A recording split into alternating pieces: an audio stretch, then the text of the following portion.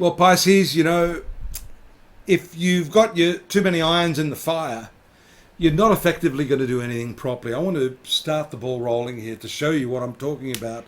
For this month of June 2022, I'm Dodici from astrology.com.au. Welcome to those of you that are new. Have a look at this third house of the Pisces horoscope. That can be the sun sign, rising sign, or lunar sign. Take your pick. You can apply this and just see how it works for you. But this third house has retrograde stationary Mercury there on the 3rd and 4th. It moves forward after having gone retrograde from this 4th house of domestic affairs into this 3rd house of willpower, courage, valor, activity, travels, and thinking processes. You need to have critical thinking to determine what sorts of things you are going to do, which ones are going to be of value, and which ones you should discard. You cannot split yourself into too many directions, which to me, you see those red lines here, the square aspects, especially coming from Saturn, which goes retrograde on the 5th as well, from this 12th house. That's very, very challenging to you. This can indicate losses. Now, losses come in the form not only of cash going down the toilet, right? This can come in terms of time and energy, because this 12th house is expenditure, not just of money, but of your time and your energy. And we see here, having too many irons in the fire can indeed split your focus, disperse your energies, and find you running around in circles, which means you end up achieving very little indeed. So focus is the important keyword. I'm going to write that down. Focus for you, Pisces, this month in June. And you'll notice here on the 14th, an important element of this focus, because you've had this Mars and Jupiter conjunction in your finance sector. You've been putting in a lot of effort to get something back. But if you're putting in that effort into 3 or 4 things, you're not seeing the results, and that's why. On the 14th, we have that forward-moving Mercury entering into your 4th house. I like that. The 4th house is the sign of Gemini, and Mercury rules that sign. It's the house of peace, domestic bliss. It's not always domestic bliss, but I think having Mercury there is going to bring some satisfaction. At the same time, you've got that full moon there, right opposite the sun, and the Mercury positing this 4th house. That shows a lot of energy in your working life, your professional life. And maybe, just maybe,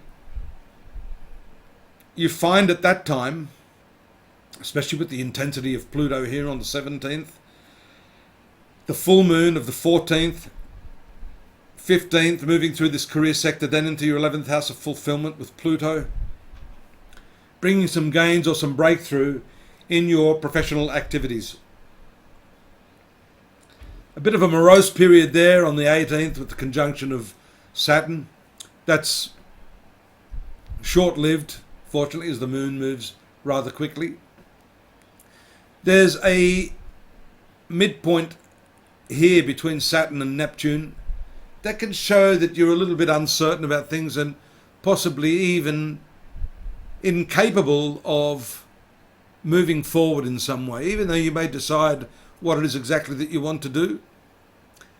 You also then see that there's a midpoint here, approximately the moon between Neptune and Mars. Be very, very careful of medication and what you eat at that time, because this 2nd house also has to do with speech, what you say, what you eat, and how you earn, how you transact with money. There's an ingress. The ingress is simply the transit. This is the Cancer ingress. 22nd of June, the sun moving into this creative 5th house of your horoscope. Also has to do with children. I think that's accentuated by the additional transit of Venus into this 4th house to join Mercury there. This is a very nice combination, can bring some peace of mind, better relations with your parents, siblings. Venus is the planet of your younger sibling. Better communication as a result of the combined energies of Mercury and Venus in this 4th house, along with the moon also gaining directional strength with Venus at that time around the 27th.